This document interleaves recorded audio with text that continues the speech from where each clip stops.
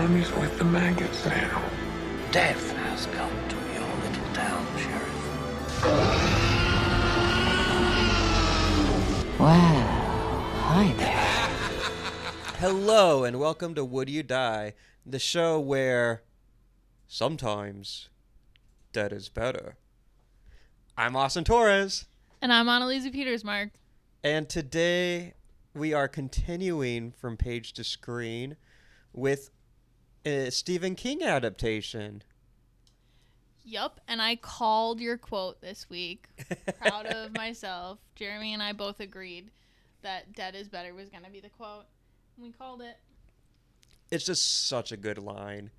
It's so good. And we really couldn't do From Page to Screen Month without having a Stephen King adaptation. He's kind of the king of... Hey. the king of horror novels. Definitely. And honestly, he might be the most, famous author ever. I don't know that I would go that far, but I would. I think modern, probably. I think pop culture wise, I think that there's an argument, but I don't think. You don't think Shakespeare is more popular than known than Stephen I King? Is he don't an think author or a playwright? I don't think people would associate Shakespeare as an author. Okay, I guess. But I then think if it's you- like I think maybe if you Mark walk- Twain I think if you walked up to if you did like Billy on the street or Jane Austen. and walked up, Maybe and they're was more just like, famous. hey, name an author, I think a lot of people would say Stephen King. Yeah. That's fair. That's a fair point. I have a hot take. I would say more people would say Stephen King than the what's her name? Who did Harry Potter? J.K. Rowling. Yeah, because she's like the other super big one, but she's only done Harry Potter. Yeah, she's not really well known for her other works that she's done. So it's like, I could see people saying her, but I'm like, are they saying it for her, or are they saying it for Harry Potter's famous. Yeah, good point. And then who else are like really, really big authors? Because the ones I'm thinking of are dead. Like Ernest Hemingway. And Stephanie Meyer, but she's not... Similar to the But I Harry know who Potter that is. effect. That's the Twilight author. But Yeah. again, that's the Twilight author. You know what I'm saying? Like, she's famous for one franchise. Stephen King is famous for multiple franchises and so many iconic characters and ideas. We already covered Stephen King when we did Carrie, all the way back in Mommy March. Mm-hmm. And then I think that's the only Stephen King adaptation we've done so far, other than this one. Yeah, I think that's true. Yeah. I almost impulsively said, no, we did Stand By Me, which we did not do. Yeah, I we don't did know not why do Stand I By almost Me. said that.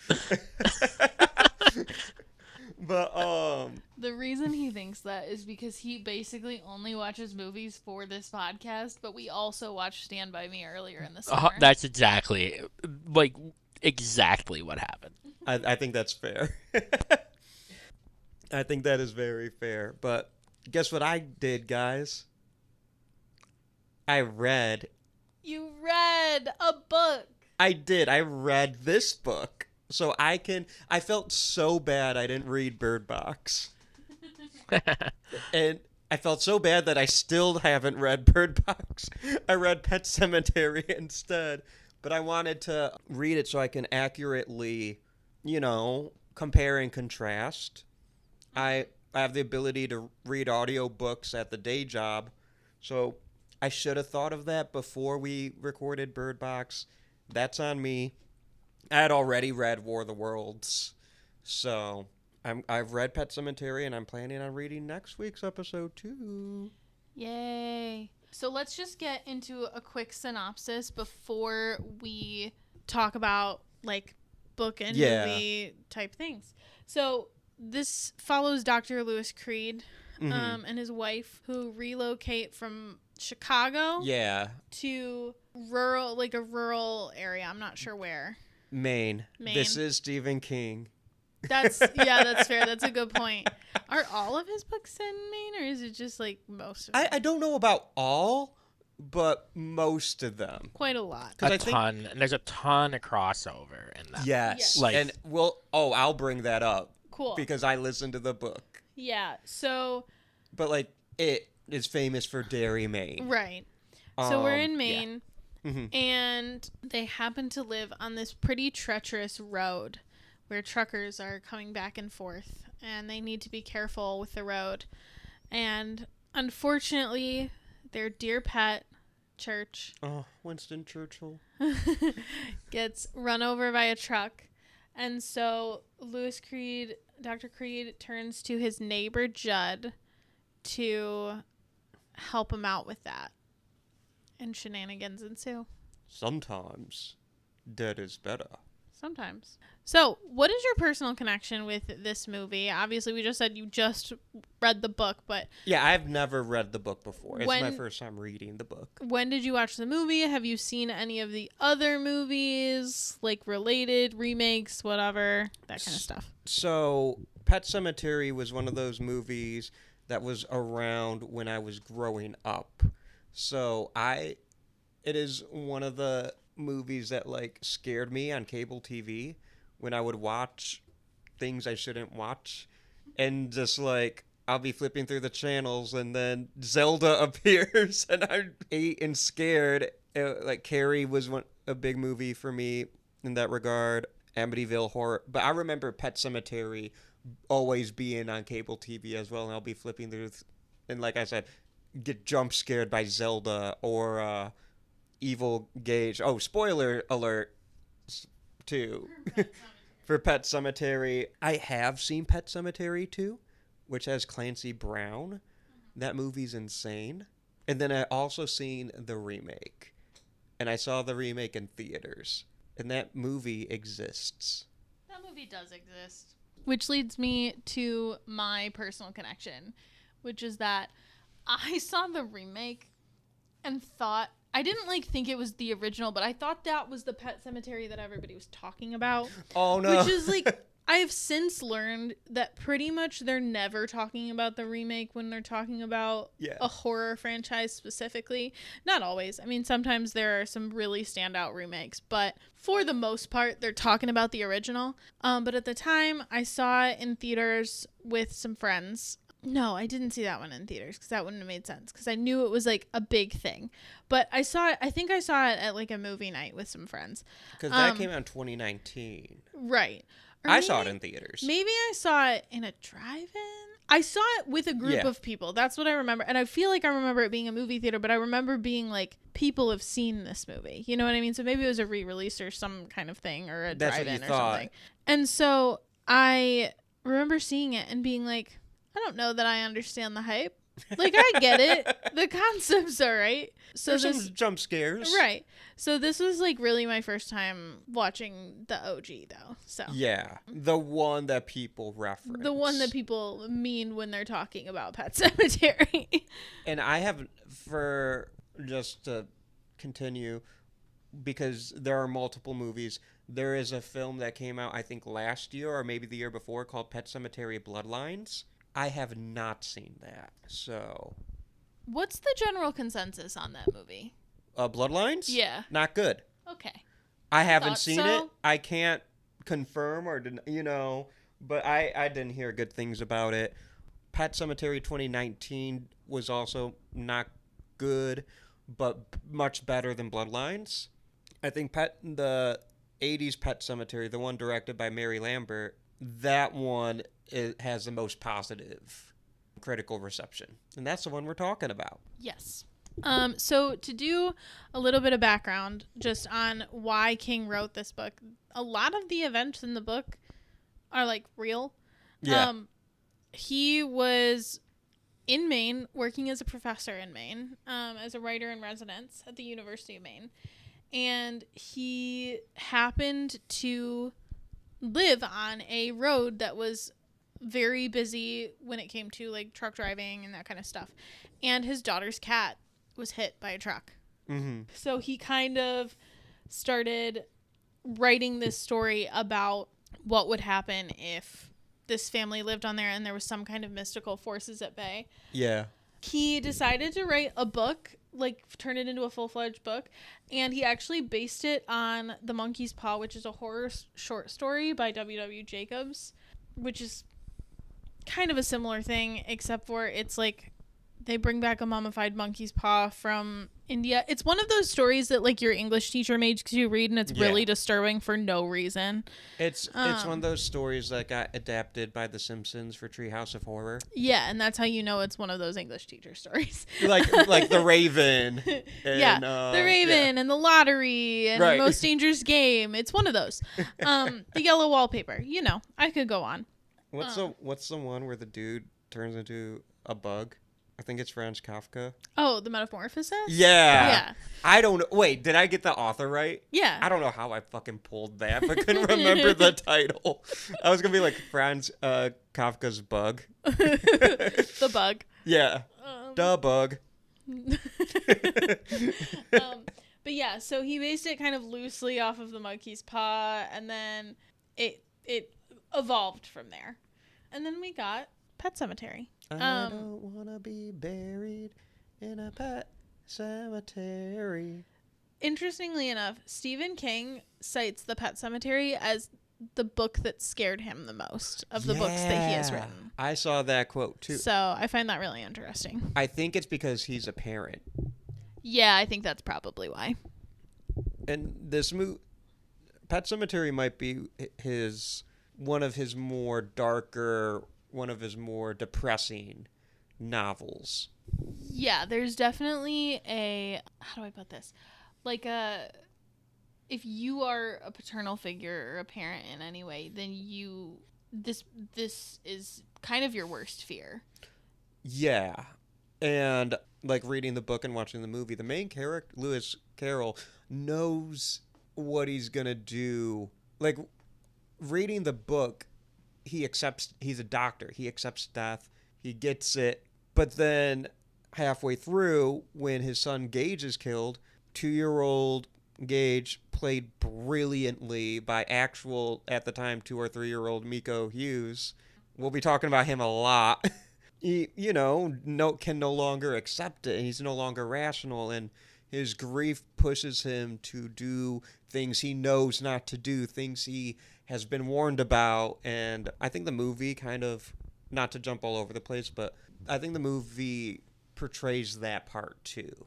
Yes, definitely. I mean, he's definitely more spiritual, I would say. Like, he talks a lot about God and his beliefs with his daughter. They have a really sweet scene where he talks to her, and she's asking him, like, what people believe about death.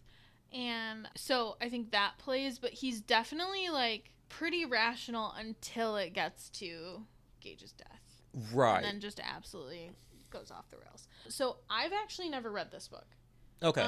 This is not something I've read. So I guess as we transition into our from page to screen, I kind of want to know, like, what are some of the major differences? Yeah. What do we kind of see in comparison of the two?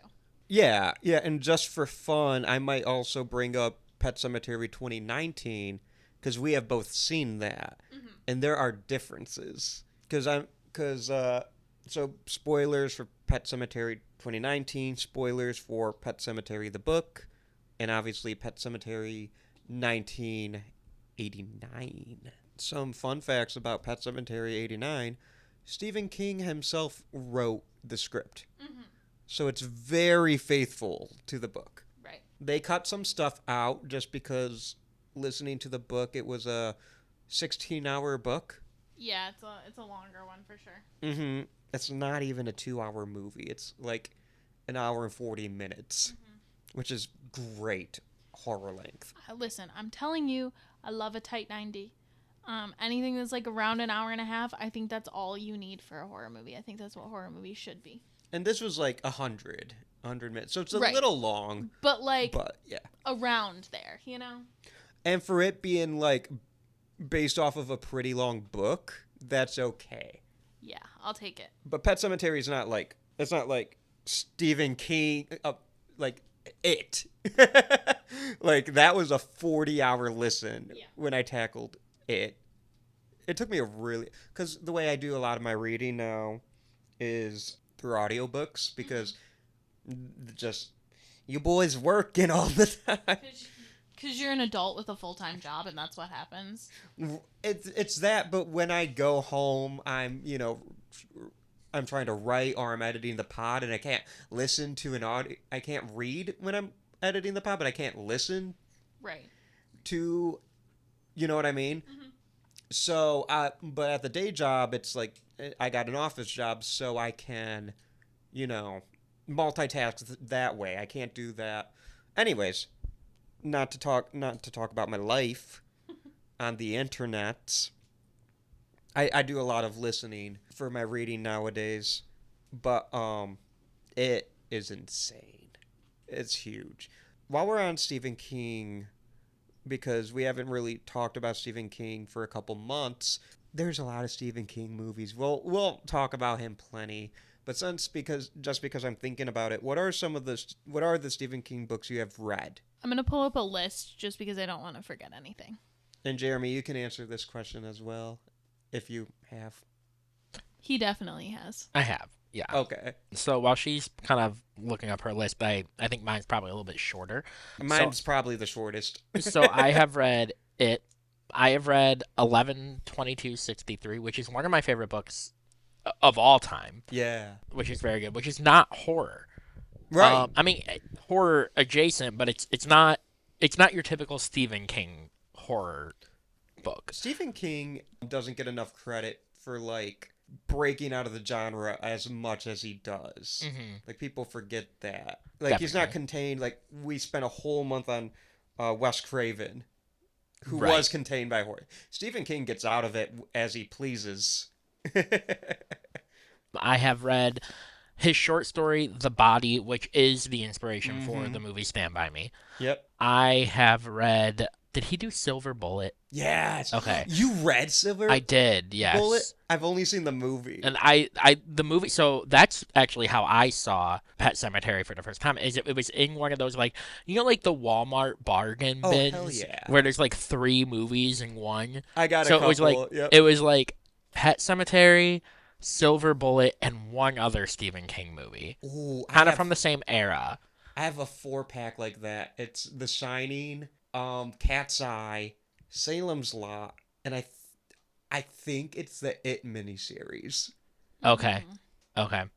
From the 90s. I listened to The Shining, so I did that one through audiobook. Yep. And then I also listened to Misery. I need to read Misery. I hear it's fantastic. Mm-hmm. The movie's fantastic. Yeah, the movie's great. Yeah, so those are the ones that I for sure listen to. Let me, as you're going through yours, I'll double check. But I think those are the ones that I've for sure done. So I've read Carrie. Hell yeah. I have read The Long Walk. Ooh, that movie's going to come out. I think it's out when this episode comes out. I think so. Have you seen the special edition showing they're doing? No. They're doing a special edition showing at certain theaters. I can't remember which company is doing it, but one of them is doing a treadmill, The Long Walk, where you have to go 3 miles an hour for the whole movie or you get kicked out. Like, you have to walk 3 miles an hour, which feels crazy to me. Do you have to pay for that? I think so. Whoa. And people will. I've read It. I've read Misery. I've read The Green Mile. I have also read The Green Mile. So good. The movie. I haven't read it. Movie's great. Movie I saw for the first time while waiting for my car to get a bunch of service done because it was like a car broke down on the side of the road situation, got it towed to a mechanic, and I had to wait for it, so I just sat there and watched The Green Mile from beginning to end. Nice. I've also read some of his collections. I've read Skeleton Crew. I can't remember. I've read one other ones, but I can't remember which one it is. So those are the ones that I've read. I have on my TBR, The Shining and Dr. Sleep. Mm-hmm. Did I say I'd read Misery? I have read Misery. I want to read Salem's Lot. I want to read Pet Sematary. So, yeah, those are Which is one that just kind of got adapted? The series of books. The Dark Tower? There's the Dark Tower. I haven't read any of those yet. I haven't read any of those. And then there's also, there's one more. The, Institution or something like that. The Institute? Might be that. I have a copy of that. Okay. I haven't read it, though. But they're adapting that, I believe, into a mini-series. Cool. They just readapted The Stand, and I hear The Stand's really long. Yeah. 11/22/63 was adapted into a TV show on Hulu with James Franco. You're right. They're going to do The Institute, and it's starring, Ben Barnes. Huh. Which will be cool. Oh, apparently they did it, and it was released in July. Oh. So. We missed it. It was released on MGM+. Oh, everybody missed it. Oh, shit. Damn. Okay. So, I have read Pet Sematary. Is that it? No. I've read it, and that was a behemoth. I've read Christine. I love Christine. You love all iterations of Christine. I do. Well, to be fair, there's two. And you love both of them a lot. I do. I love Christine. I've read half of Cujo. I was listening to it, and then I got, distracted with, podcasts, and I never went back to it. Cujo was really good, though. I'm going to restart it and re-listen to Cujo. So I can I got decently far, maybe 60%, but I'm going to get back into Cujo soon because that was really good. I started The Shining. I didn't finish The Shining. I've read Revival. That was pretty good. I thought Revival was really good. And I think it's Pet Sematary, Christine, Revival. That's what I've read. And then a lot of Cujo and half of The Shining. Good work. The thing with audiobooks is, I have to start them at the beginning of the week or else I won't finish them. Right. Because if I go over the weekend, I'm How many times did you restart it? Yo. It was a process. Because over the weekend, I forget where I'm at. Right. So it took me a very long time. But Cujo, after the weekend, I fell off. And then I just never got back to it. The Shining, I think I started it on a Friday or a Thursday or a Friday. And then I obviously didn't finish it. I think those are the only ones I've read. Maybe there's more. Stephen King writes a lot. Yeah, there's so many books. There's so many books that every once in a while I'll come across a book and I'll be like, I've heard this title, I've heard this basic story. No idea it was Stephen King. I was like that with The Green Mile for a really long time, where I was like, that's Stephen King. Yeah. I think people forget The Shawshank Redemption is Stephen King. Right, exactly. So I just watched The Life of Chuck earlier this year. That's Stephen King. The Monkey. They're still putting out Stephen King. The Long Walk, which is coming out now. That's 3 Stephen King adaptations 1 year that I can currently think of. I might be missing. Evidently. Yeah. Yeah. Yeah, which was also this year. Yeah, that was this year. Wait, what was? The Institute. Oh, yeah. On MGM Plus, which we all have. Yeah. Stop being mean, Jeremy. MGM Plus, if you would like to sponsor us, we will get your name out there. That's Amazon. Amazon owns MGM. Amazon, if you would like to sponsor us, we'll get your name out there. You put your name on a terrible movie recently. I think you can do this. And you can listen to that on the Patreon. On the Patreon, yep. For $3 a month. But back to Stephen King and Pet Sematary. I really loved listening to the audiobook. But the version I had was performed by Michael C. Hall, who's best known as Dexter. Yep. And he was fucking good. That's awesome. I didn't know he did audiobooks. I didn't either. But when it comes to this movie, I have a hot take. Go ahead. This movie features not just one, but 2 of the best supporting performances in the horror canon. Okay, I think I could name them, but go ahead and tell me yours. No, I want you to name them. I'm putting you on the spot. Is it Judd and Gage? Yeah, it's Judd and Gage. Okay. I think those are two of the best like supporting role performances I've seen in a horror movie. I totally agree. Dude, that kid, Gage, Miko, he's so fucking good. It's crazy. Yeah. And then on the opposite end of the age spectrum, Judd, who's played by Fred Gwynn, I think, you know, from the Munsters. Yep. I don't know their names. It's Mr. Munster. Is it Herbert Munster he plays? Yes. Okay. I don't know the Munsters as well, but I know he's a Munster. You know what I mean? I think that's one of my favorite supporting roles is Judd in this movie. I think he's so interesting because he plays Judd. That's such an easy role to play as like a disconcertingly kind of terrifying old man character trope. And he really doesn't. He plays him so gently. Yeah, I trust him the whole way. Right. And in the book, he's a good guy. Like, yeah, absolutely. But you can make it kind of horror. Like, don't trust that guy. The remake, he's played by like John Lithgow, who also... It's hard not to like John Lithgow in a movie. Yeah, an incredibly likable man. Mm-hmm. Also a Dexter alumni. Oh yeah, that's right. I haven't watched Dexter, but I know he's in it. He's probably the best villain in the entire series. He does an amazing job in it. Is he likable?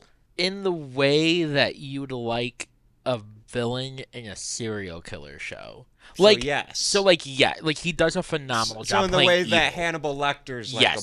Yes. No, I got you. And I'm not going to throw shade to John Lithgow because I love John Lithgow. I don't remember his performance in Pet Sematary. In fairness, I saw it in theaters in 2019. I have not seen it since. But from what I remember of that movie, he's not part of it.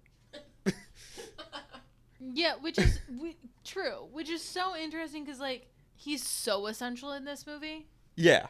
And when I haven't seen this movie in a couple years, so I've revisited after a couple years. He's what I remember, and I don't want to be mean.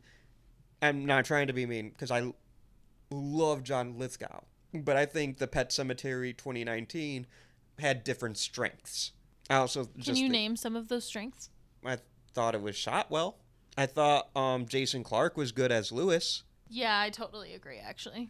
And Amy Seimetz, I think, as Rachel in the remake. I thought she was good. And I'm assuming John Lithgow was great. I just don't remember. Yeah, his character, he didn't play a particularly memorable character, which is not to say he had a bad performance. It just like wasn't as essential of a character in this version. Which is weird because he's like the shining star of the book and yes, absolutely. This 80s film. Did I mention that Stephen King wrote the screenplay?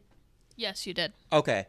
So this version's far more faithful not only than the 2019 version, but not to jump ahead too much, it's going to be the most faithful adaptation we're talking about. Yeah, I think so too, cuz I have both read and seen our next week's pick, and it's not, both stand individually well together, but it's not the same in terms of faithfulness of an adaptation. Right, and like with War of the Worlds, that's a modernization. It's faithful. It kept the spirit without keeping the actual story. Right. Bird Box, like I said, I didn't read Bird Box, but they took liberties with the movie. For my understanding. Yeah. I'm just going to throw this out there. It has nothing to do with anything. But Dale Midkiff, who plays our main character, Lewis. Okay, yeah. Also a Dexter alumni. There's a lot of Dexter going on. There's a lot of Dexter happening in this episode. That's so crazy. Jeremy really likes Dexter. First of all, I like seasons 1 through 4 of Dexter. So what was this actor's name again? Dale Midkiff. Was he good in Dexter? He was in like an episode. I'm gonna be honest, I don't remember it looks like it was like a small bit role. Like, he hasn't done a ton other than Pet Sematary. This was his big movie? This was his movie. Like, so he did this, and then in the miniseries Elvis and Me, he plays Elvis. Oh, that's cool. That's probably like these two are like the things he's known for. And he's not even the most famous Elvis because that's not including Elvis. He's done a lot of Hallmark movies. Well, then that's cool because my man's getting paid. Sure. Speaking of him doing Hallmark movies, I forgot this movie at times feels like a Hallmark movie. It really does. I feel like a lot of like those early King movies, outside of like Carrie and stuff, but like this Silver Bullet was another one that I always feel like direct-to-TV movies. Yeah, I agree with that. Like a lot of these 80s adaptations feel like 80s. And Pet Sematary is one of those movies. Like, I think Carrie is timeless. I think The Shining is timeless. I'm a little biased, but I think Christine still rules. I think Cujo still, doesn't feel like an 80s movie, but this one does.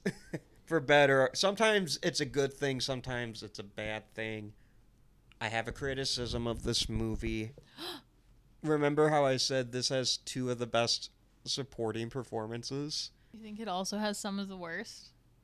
I don't like the leads in this movie. Really? And okay. I don't think they're bad actors. I think the different I think everyone thinks they're in a different movie. Do you not like the character choices? Because Jeremy has some opinions about our main character. No, because I love the book, and he does the exact same things in the book.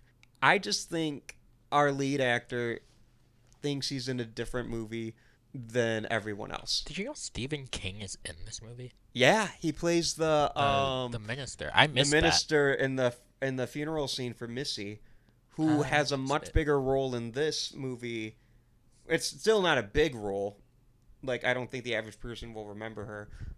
And when, they think about this movie, but she has a bigger role in this movie than she does the book. Is it ever explained why she kills herself? Like, is it because of her, like, stomach ache? Like, I'm a little confused. Yeah, they kind of gloss over it in the movie, and that doesn't really happen in the book. Mm-hmm. In the book, Judd has a wife named Norma, and she's a pretty decently big character in the book, and she dies like on Halloween.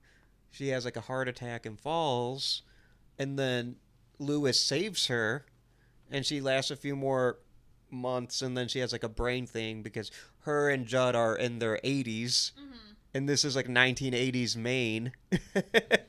So they lived a pretty good damn time. A big significant change is the Norma character's not even in the movie. Yeah, no, not at all. Judd's just implied to be a widower, but like Norma's not referenced even once. Another big change from the book to the movie is the movie doesn't acknowledge this at all, but the big bad of the book is a Wendigo. Yes, I was literally just about to talk about that. So I'll let you dive in then.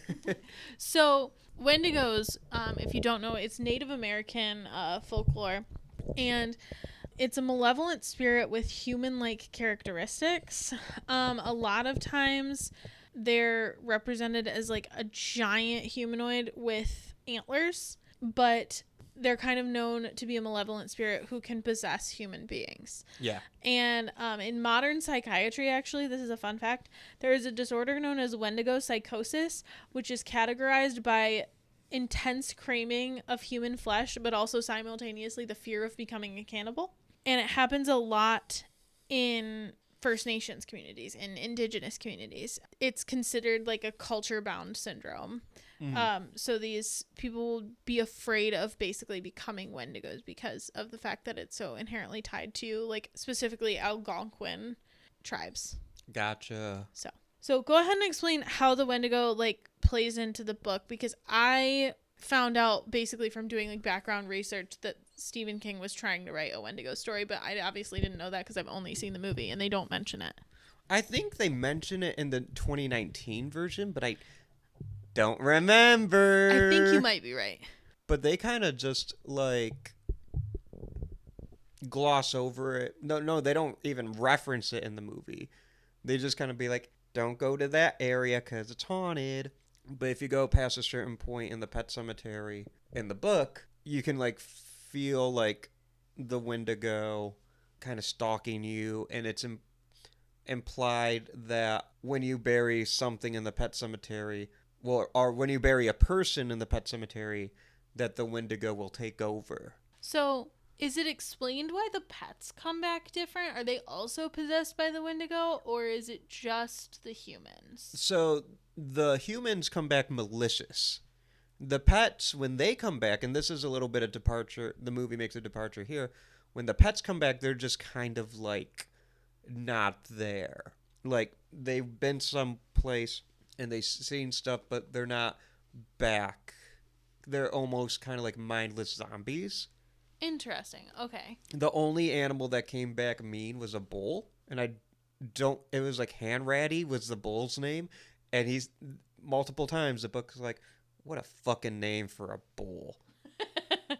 And that's what I remember, but like when Church comes back, Church is like in the movie actively antagonistic. Right. Almost more like primal. Right. Like Church doesn't really do anything like terrible. It's just like, well, he slashes at. Well, but yeah, but like he's more like he's holding him, so he slashes him, and he catches a rat and puts it in his bath, which obviously is like terrifying for us as people, but for him, he's just like catching prey and bringing it to his owner. But he threw it in the bathtub. That's. Yeah. No, again, more feral than he was before, but not really like super malicious. Right. In the book, Church is hunting more, and Church never really hunted, but he doesn't slash at Lewis or anything like that. He more so just kind of like he stinks, and they mentioned that in the book. He's just like is out of it. He doesn't seem right, if that makes sense. Yeah, totally. I'm trying to think of what other changes, but a lot of the changes made were just to save time. Like cut for time stuff, yeah. Right, consolidate characters. Can we talk about Zelda for a bit? Yeah.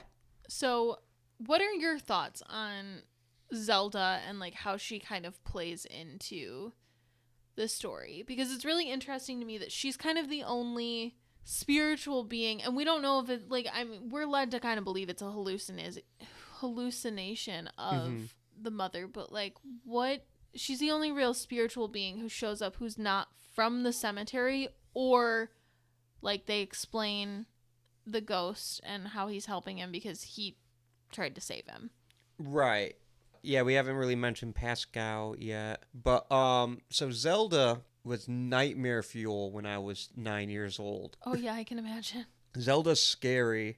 I think the purpose of Zelda is to kind of like showcase Rachel's relationship with death, and before Rachel gets killed by Evil Gage, she sees Zelda. My reading of it is, at least in the book, the Wendigo is kind of using these different forms to torment Rachel before it kills her.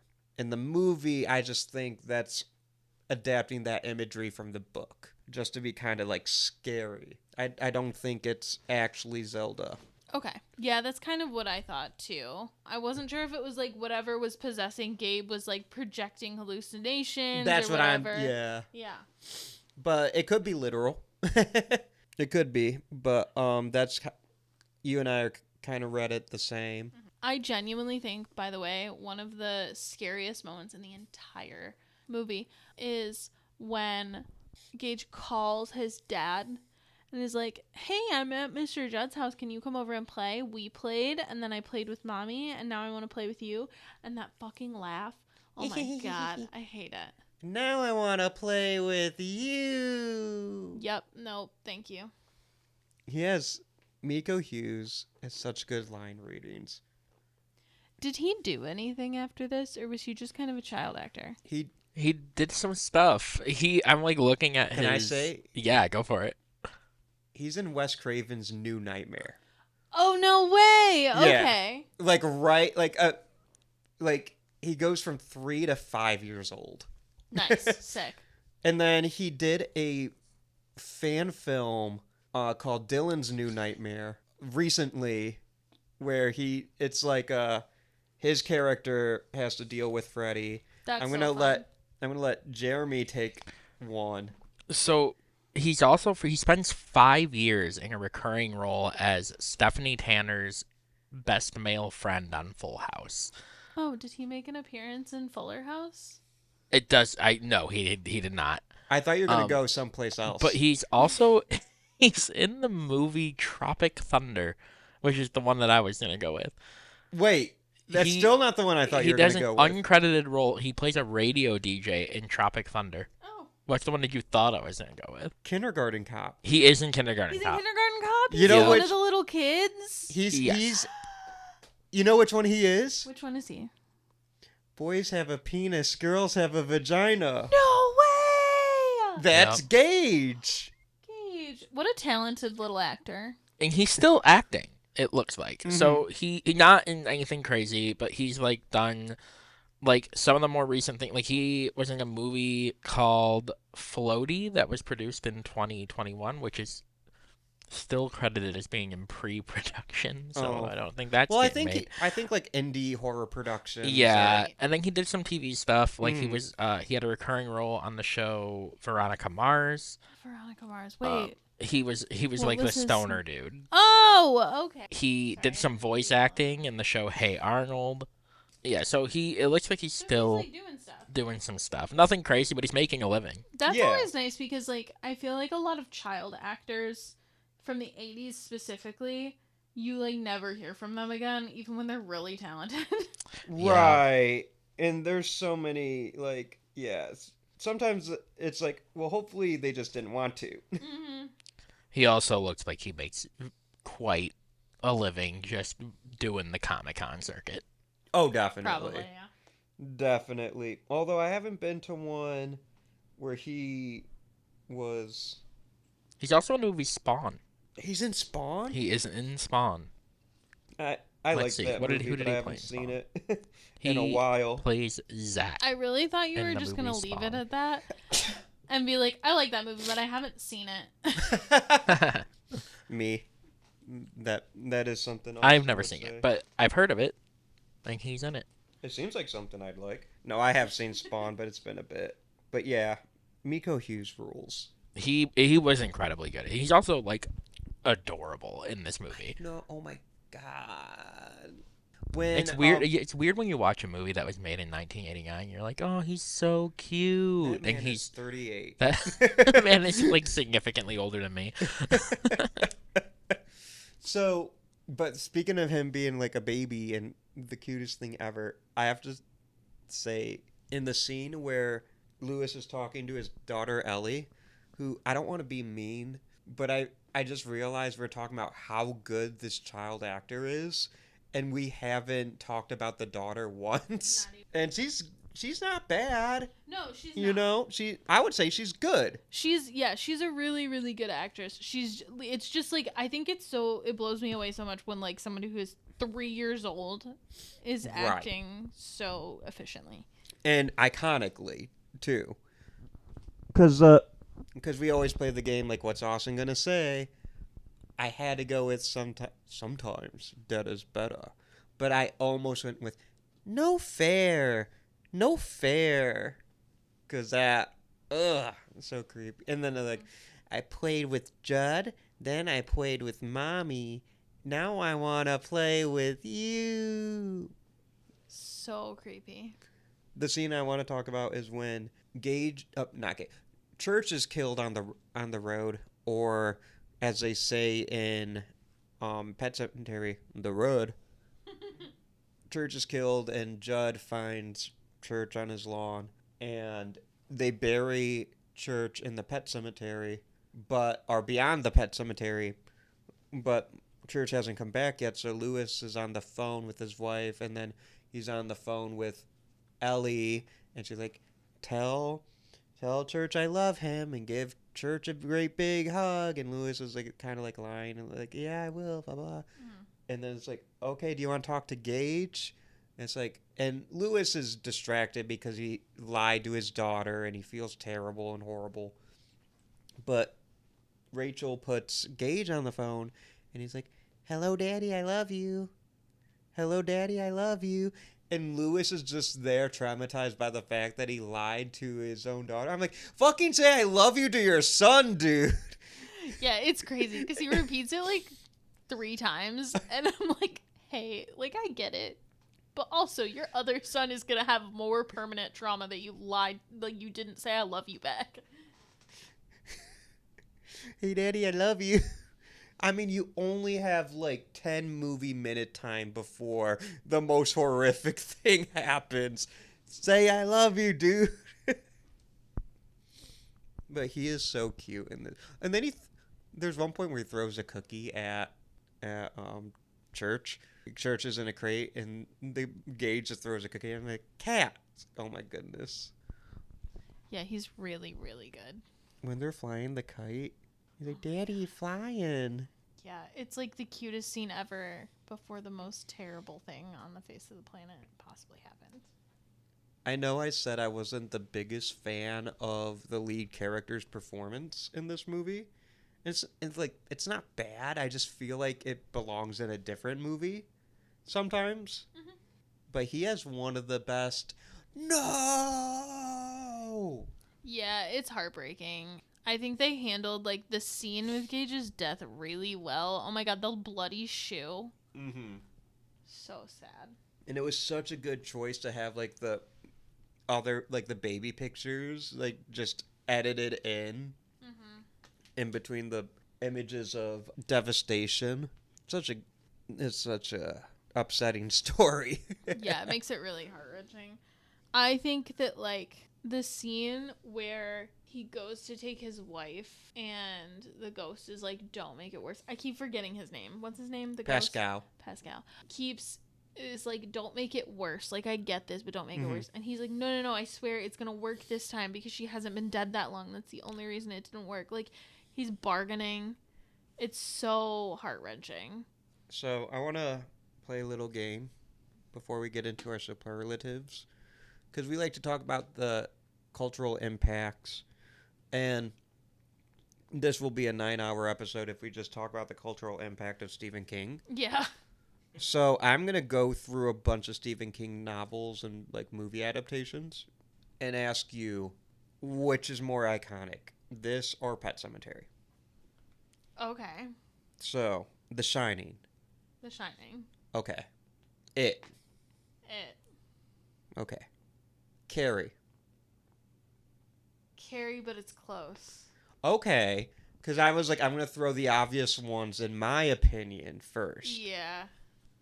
So this is where I start to like, I wonder where we're going to go. I feel like those 3 are like the most known, maybe? Yeah, for sure. Salem's Lot. Pet Sematary. Okay. Cujo. I think more people know Cujo. That's probably. I think I would say Cujo. I It's think I'd say hard Cujo. though. It's they're very both- close. It's very close. Because it's like The Shining is the most famous, I think. No, It. Shining or It? I think probably previous to the remake, it was The Shining. And Or maybe now it's- Shining's the most famous, like, movie, but Pennywise is the most famous character. Maybe that's true. But, like, when you get to a certain... Like, Pet Sematary's well known. Yeah. So it's like Cujo or Pet Sematary. That's hard. Mm-hmm. Misery. Pet Sematary. Okay. I think personal preference, I like Misery more, but I think Pet Sematary is probably more well-known and iconic. Okay. Christine. Pet Sematary. I think so, too. Okay. Again, like, that's more of a personal preference, may dictate the opposite, but I think... Yeah. Gerald's Game. Pet Pet Sematary. Sematary.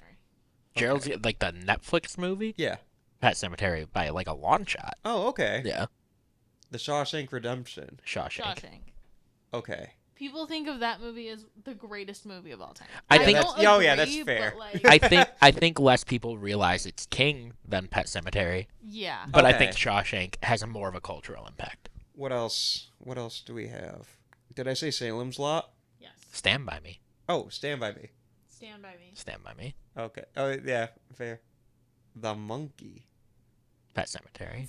Yeah, The Monkey just came out. Oh, Children of the Corn. Ooh. Children of the Corn, but like very close. I'm not sure. I think it's Pet You Sematary. think it's Pet Sematary? Yeah. That's just me. But this is where it's like, Right. because how do we, and I'm just going off the top of my head. I don't have like a list of Stephen King. Silver Bullet. I love Sematary. Silver Bullet, but I It's think it's Pet Sematary. Yeah. No, it definitely is. The Green Mile. We didn't talk about that one. Green Mile. Pet Sematary. Really? Yeah. I think Green Mile. Really? I People think love Green Green- Mile. I think people love the Green Mile. I think Pet Sematary is more iconic. Sure. Okay. What about 1408? Do you believe in ghosts? Just because you liked that shitty movie doesn't mean it's a good movie. How dare you talk about John Cusack that way? I'm really sorry. I like Damn. that movie. We're just talking about iconicness of movies, and you're just like, that movie sucks. I don't think anybody saw it. I don't saw think it. that's true. You watch a lot of movies that Ooh, nobody's seen. What about The Mist? Oh. That's really hard. They're both bummers of They endings. really are. Pet Cemetery, but again, really close. I would agree. In the Tall Grass? Pet Cemetery. Let's be real. Yeah. Did I say The Dead Zone? No. No, but it's Pet Pet Cemetery. Sematary. Okay, how Dead about Zone's good. what about Pet Cemetery versus like some of the newer films? So like Life of Chuck, Salem's Lot, The Monkey. I mean, we talked about The Monkey really quick, but what do you think long term? Well, Pet Cemetery just because it has that head start. Yeah. I love Life of Chuck, but like, it didn't make a lot of money in the theater. Yeah. But it also wasn't in a lot of. It was a very limited run. Mm-hmm. So if Life of Chuck can somehow get its way into award conversation, then maybe Life of Chuck has, But other than that, that's going to be a movie that just has to find its audience. Oh, he did Is that Under movie the streaming Dome. yet? I don't know if it is. Yeah, he did Under the I Dome. forgot he did Under the Dome. Mm-hmm. Mm-hmm. That show was bad. It was based off of the Simpsons movie. Yeah. Have you heard the story about how like when he released that? It was after the movie, right? It was after the Simpsons movie, but he had this written for like years, and he was Yeah. like, "God dang it! Like I guess I'll publish this." Pet Sematary went through a similar thing. He was under contract to give one of the book publishers a novel, but he was like, I don't know if Pet Sematary is like a good The one. right, but he did it, and they're like, hey, this is fucked up. We'll take it. This show had a limited run, but if you enjoy, you don't do TV, I don't. but Hulu, the show Castle Rock. I watched the first episode, thought it very was good. great, and didn't keep up. That's fair. Oh, But wait. it's a good show. It does. Pet Sematary or Misery? Did we already do that one? Oh, we might have We already did, did we that did. I one. think we did that. You one. said Pet Cemetery, Pet Cemetery, but personal preference would but be personal preference is Misery. Misery's Actually, a well-known movie. I actually though. tend to think it's Misery, but I do think it's Okay. close. All right, I got one more game to play before we go into our superlatives. I think we played it when we did Carrie, but I want to play it again because our answers might have changed. What are your top 5 Stephen King adaptations? Okay. I don't remember what I said, so I don't remember what I said either. this is gonna be interesting. Give me a second. I will think. Do you have yours? Or are you thinking? I can do mine. Go ahead and do yours while I think. Okay, so like, for me, I'm gonna lump these into one, but coming in at number 5, It chapters 1 and 2, like the newer one. Sure. Okay. So I'm gonna lump that into one story that was adapted. So I'm gonna say those two at 5. Cool. At 4, I am going to say, and this is personal preference, I just really like this movie, Mm-hmm. The Mist. Yes. And then for me, and it's kind of, and again, these are personal preference. For me at number 3, The Green Mile. Number 2, Shawshank, and number 1 for me is Stand By Me. It's one of my favorite movies of all time. I love it. Iconic. Okay. I think I'm gonna go Carrie at number 5. Okay. Stand By Me at number 4. It at number 3. Misery at number 2. and The Shining at number 1, which I know you do not share that opinion, but I love The Shining. It is one of my favorite I horror think The movies of all Shining time. probably should be at number 4 for me instead of The Mist. Something about watching fucking, what's his name? Thomas Jane at the end of The Mist, just looking around as the tanks roll in. That's also a very good no. Yeah, it's a good one. Speaking of good no's. Okay, so my number 5 is Doctor Sleep. Okay, I haven't seen that one, so. You should. I want to read both of the books first. Fair.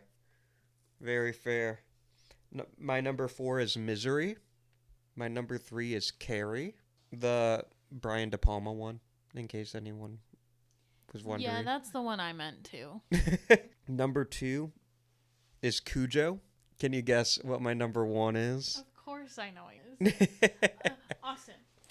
Of course I know what your number 1 is. What could it be? It's Christine. It's Christine. I love Christine. But I think it's funny. I really like Pet Sematary. I think a lot of it is nostalgia. Mm-hmm. That's fair. But I would put nostalgia in my top 10. Yeah. Because I have my list on... I gotta update it, because there's been some adaptations I've seen since that are not on here, but Shawshank, Green Mile, The Mist, It Chapter 2, they're all in my top 10. So is Pet Sematary. Do you want to hear, according to Rotten Tomatoes, the top 5? Sure. Sure, I'm interested to see what they say. Coming in at number 5, Christine. Misery. At 5? At 5. Okay. At number 4, Christine. Gerald's Game. With a 91%. What are we Y'all talking were about? being haters on that. That movie rules. I believe you. I'm just surprised it's the top 5 of Stephen King adaptations. Coming in at number 3, Christine. with a 92% on Rotten Tomatoes. Stand By Me. Okay, fair. For those of us counting, that's 2 Rob Reiner movies in the top 5. Yep. Shout out Rob Reiner, friend of the pod. Coming in at number 2, Christine. 1922, Oh. and a 92%. And I've coming never in, even heard of that movie. Oh. I'm not going to lie to you. it came out in 2017. It was a Netflix movie. 1922? Mm-hmm. I haven't heard of it either. It's a Netflix film. It is about a family of farmers in the year 1922, and they do some bad stuff. Okay. And then coming in at number 1 with a 94%, Christine. Brian De Palma's Carrie. Whoa! I thought you were going to say The Shawshank Redemption. No, To be perfectly honest. I really thought Shawshank was going to be top 5 for sure. Shawshank is number 6, Okay. Where's getting Christine? 89%. Christine is.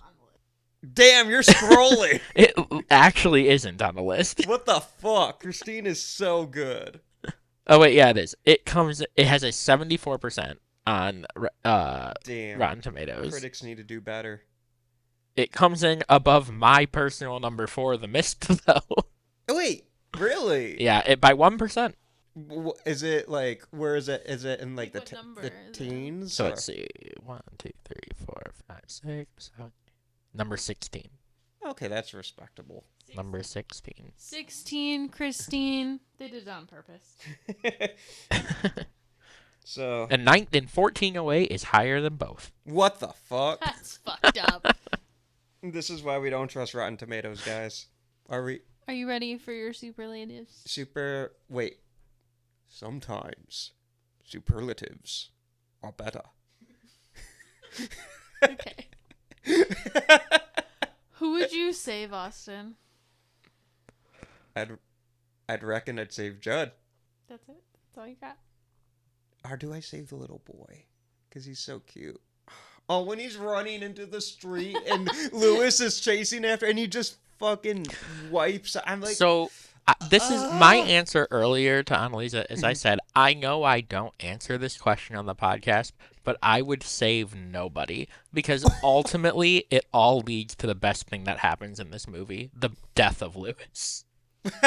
He really hates Lewis. Like, really hates him bad. he's not likable in the movie. I think he's more likable in the book. And I think part of it is because I don't think the performance is great. I think he's likable. I think he's just very stupid. I think you can be both. But in the book, you can see it's from his point of view. So it's like more rationalized. And you can see like Fair. how he becomes unrational. But he's still kind of a dick in the book, let's be real. I would save Gage. Yeah, what about Church? Church is fine. Church is a good kitty. Even dead Church is like okay. You know what I mean? Like if he were just left alone, he'd be fine. But Gage. Can I say 3? No. Sometimes 3 is better. I guess I gotta go with Gage. Final answer. Yeah. I'm sorry, Judd. All right. What is your favorite scare? A lot scares me about this movie. I'm gonna say when Evil Gage attacks Judd, it always freaked me out. Everyone talks about him cutting the Achilles with the scalpel, but what always freaked me out is when he slashed like the mouth. I'm going to say it. You can't say it because you said it earlier. You want to know how I got these scars? But you know what I'm... what oh, is... yeah. No, it freaked me out, too. What is this part of them... It's because it's not your lips, but it's like the... Yeah, like the corner. I don't know what it's called. Something. Where mouth meets cheek. Yeah. The little, like... Meek. When those get cut, I just can't. No. What about you? What's your favorite scare? Zelda. Oh, Like, yeah. just Zelda's in general, scary. she fucking freaks me the fuck out. And, like, the thing is, like, at first you don't really feel sympathetic for the wife because you're like, that's terrible that you want your sister to die. And then you remember that, like, yeah, Lewis makes a great point. Why the fuck would you leave an 8-year-old in charge of somebody who is, like, clinically insane and in the worst pain of their life? Where was her nurse? Right. Rachel was done dirty. This whole movie. For sure. In the book, it's like, She was, but then, like, Gage goes, I want to show you something, Mommy, and holds up a knife, and she's just like, bring it in. he wants to show her something. Yeah, but he shows her. Yeah, He doesn't. he He's can show not. me. He doesn't come at her with it like behind his back. He's just like, I have a knife. I'm gonna kill you with it. What do you have? A knife. No. What is the That's next? how that whole scene goes. What is the next superlative? What is your Tony Todd Award for movie MVP? I feel like there's a really obvious answer. Well, I saved Gage, so I'm going to give this one to Fred Gwynn as Judd. That's fair. I will give this to Gage, but I do agree with your choice. I want to have a beer with Judd so bad. It would be so much. It would be so much fun.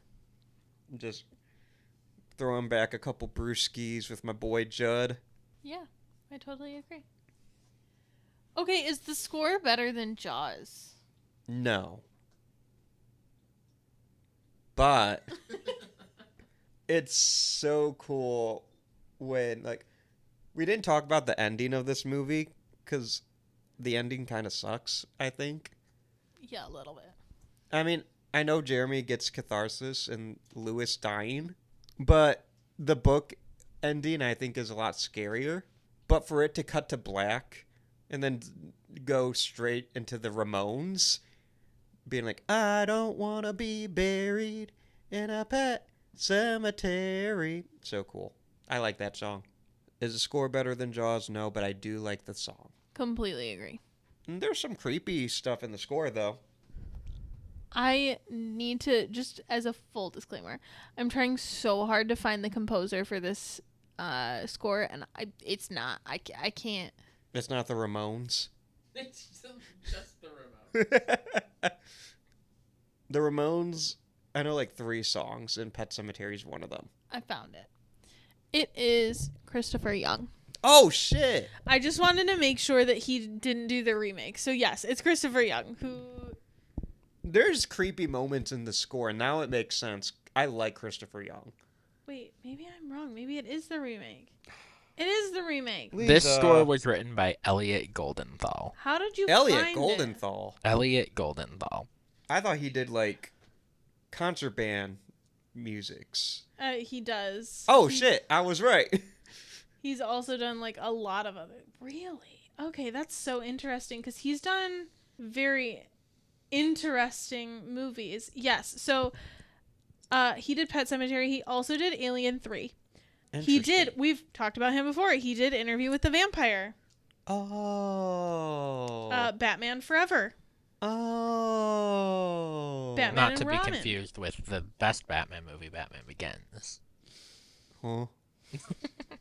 He did the Final Fantasy movie, which wasn't good, if anybody wondered. It's probably better than Batman Begins. Do you know what he did do, though?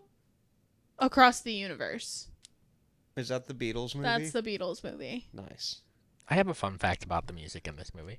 Okay, please tell us. So at the time, Mary Lambert was better known for directing music videos, Oh, I like this fact. which is how she was able to recruit the Ramones for such hit films as Pet Sematary. That's cool. And what's funny is the Ramones come up a couple times in the book. Oh, really? Oh, really? Apparently, the Ramones are like one of Stephen King's like favorite bands. That's That why makes they. sense. Mm-hmm. Because like How are they referenced in the book? there's a recurring theme where they keep coming back to the story of Lazarus. Lazarus Makes sense. in the book, and then the hi ho let's go gets repeated often, and if I remember correctly, because this is in the movie, I think it's in the book too, when the driver who's driving the truck that kills Gage, he is listening to the Ramones. Yes, he is. I think he is in the book as well. For those of us who are not culturally or religiously Christian on this podcast, the story of Lazarus. Do you want to tell it?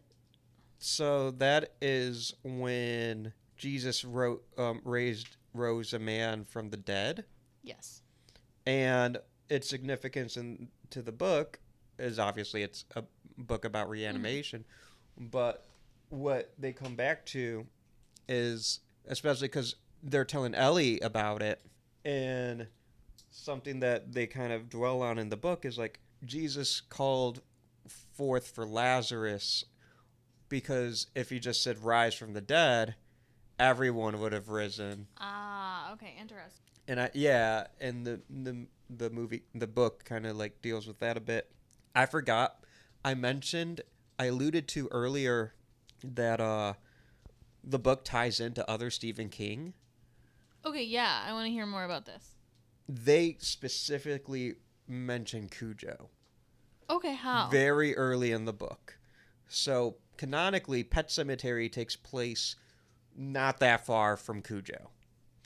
And when Lewis and fam first move in, Judd and Lewis are having a couple beers. Judd's kind of talking about the history of Pet Sematary. And he's like, yup, lots of dogs and cats buried in that cemetery. A couple fish, bunnies, a bull, even the old pet raccoon that the neighbors have. Back before it was illegal to have a pet raccoon. And they're like, Lewis is like, why is it illegal? And Judd is all like, rabies. Can't give raccoon a shot for rabies. You do, it might work for 2 weeks, but they could still get it. And you gotta be careful with rabies. A couple years ago, down that road or whatever, in that town a little bit over, St. Bernard got rabies, killed 4 people. And it's like, That's so fun. I love that. I love when authors do that, when all of their books are like kind of set in the same universe. He does it a lot. King Yeah. does it a lot. So like in the book 11/22/63, which is a time travel noir type novel, it's about a guy who travels back to the year 1958 to live there for 5 years to eventually try to prevent the Kennedy assassination. Yeah. Fun premise, great book. Very long. It's like a 30-hour audiobook. But 16 hours was short for a Stephen King. right. So in that, like, he goes back in time, and the entire the first I would say the first fifth of the book you spend in Derry, Maine, which is where it takes place, and it's taking place during the events of it. Oh, crazy. So, there's moments where, he interacts with the kids from the story. Mm-hmm. He doesn't think to save these children from the evil clown. He's just like, nah, I gotta stop the Kennedy assassination. Well, he's like, I'm here for a purpose. Well, in Pet Sematary, they mentioned Derry a couple times. And there might be other references that I missed, or I just didn't catch, or for whatever reason. But those are the ones that stood out to me. That's really cool. I love that. And there are other references to stuff, but the references I can think of off the top of my head are in the book It. And should we cover It, I want to make sure I say those in that episode. For sure. There's quite a few in that one. But yeah, Pet Sematary for sure references Cujo, because I was like, Saint Bernard, I know that. And then Derry, Maine, I'm like, huh, It.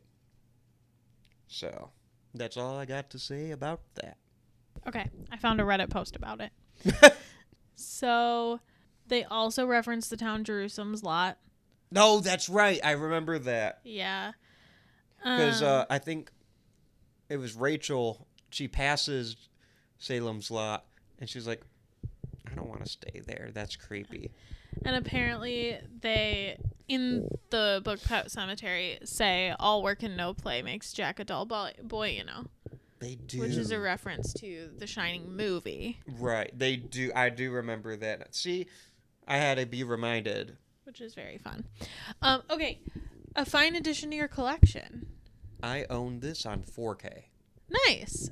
I think I would like to own this. It's definitely my ever-growing collection of things that I want to own is kind of scary. But oh, and I have a hardcover of this book. Oh, nice. Cool. So. That's your trophy book. Now that you've read it, you can use that as a trophy. Exactly. All right, everybody get out your Letterboxd reviews. Go ahead. Oh, am I going first? You can go first.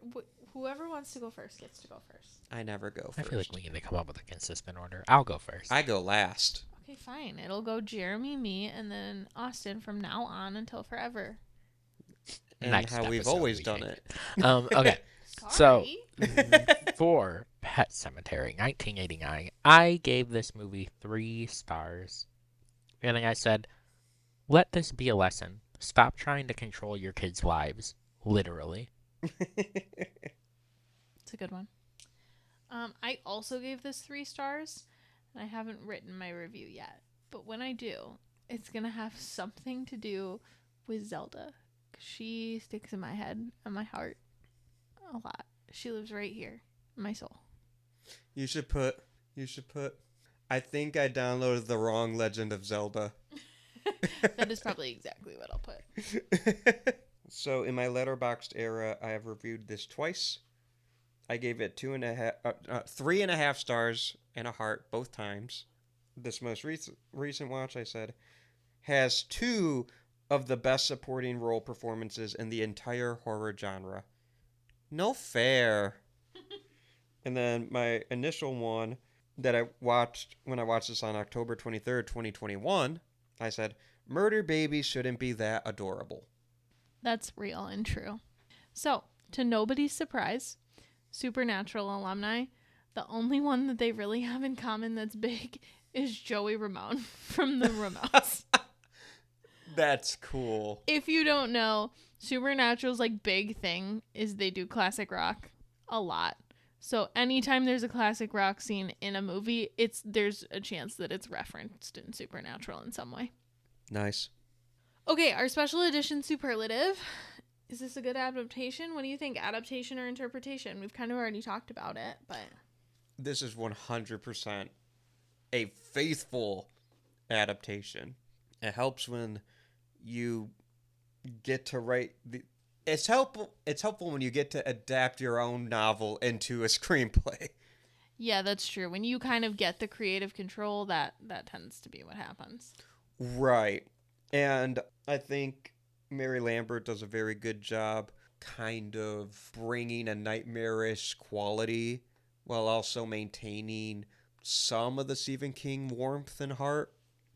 I think Pet Sematary is one of the colder Stephen King adaptations, but that has a lot to do with Pet Sematary being one of the colder, possibly the coldest Stephen King novel. Yeah, Pet Sematary source material is pretty dark. Right. So, not a lot of hope in this one, which is not characteristic. But that being said, I think it's extremely faithful adaptation and probably is the most faithful adaptation we'll talk about this month. Cool. Exciting. Okay, Austin. Would you die? No. Why not? Because I don't want to be buried in a pet cemetery. It's beautiful. I don't want to live my life again. Oh no.